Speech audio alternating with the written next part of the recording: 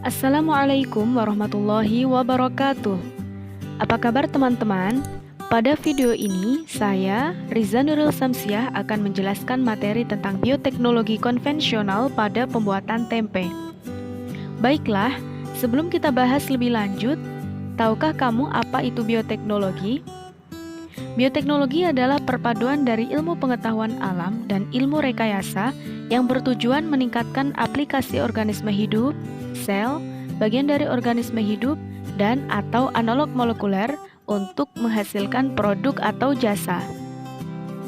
Prinsip-prinsip dari bioteknologi adalah input, proses, dan output. Input adalah bahan-bahan yang akan diproses dalam kegiatan bioteknologi.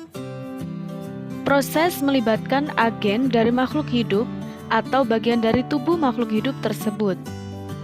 Agen tersebut misalnya adalah organisme, bagian tubuh organisme, ataupun senyawa hasil organisme.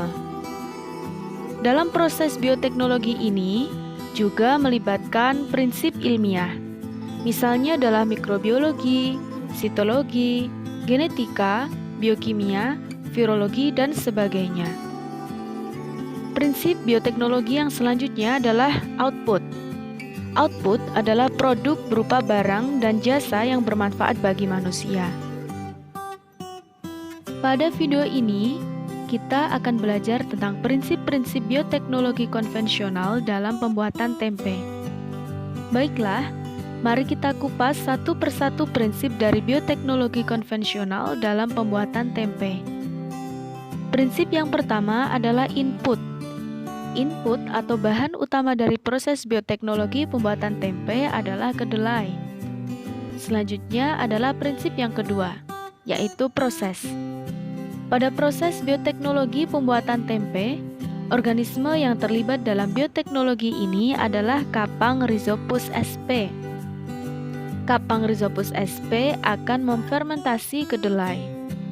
Proses fermentasi tidak langsung dapat dilakukan pada kedelai kering yang baru saja dibeli di pasar. Untuk menciptakan kondisi lingkungan yang optimal bagi pertumbuhan kapang Rhizopus sp, maka kedelai harus diproses terlebih dahulu.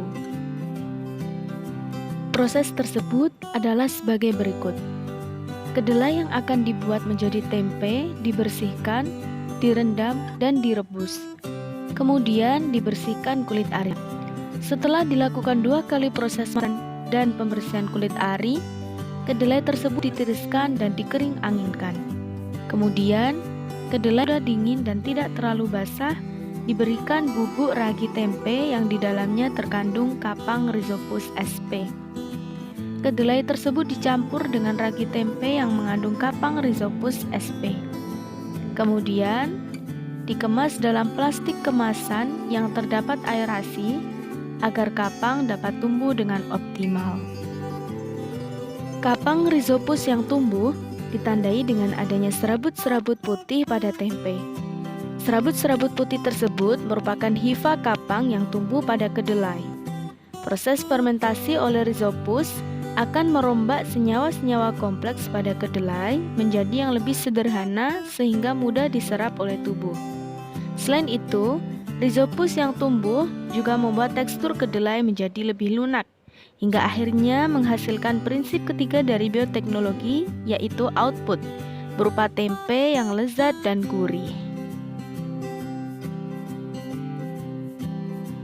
Teman-teman, bioteknologi dalam pembuatan tempe ini merupakan bioteknologi konvensional dan disebut juga dengan bioteknologi tradisional. Hal ini karena pada prosesnya, bioteknologi dalam pembuatan tempe ini menggunakan organisme utuh secara langsung dan dengan menggunakan peralatan dan teknik yang sederhana, serta tidak membutuhkan seorang ahli dan peralatan canggih pada prosesnya. Bahkan, bioteknologi pembuatan tempe ini dapat kita praktikkan dalam skala kecil, misalnya adalah di rumah. Demikian prinsip-prinsip bioteknologi konvensional pada pembuatan tempe. Semoga video ini bermanfaat. Sekian dari saya. Wassalamualaikum warahmatullahi wabarakatuh.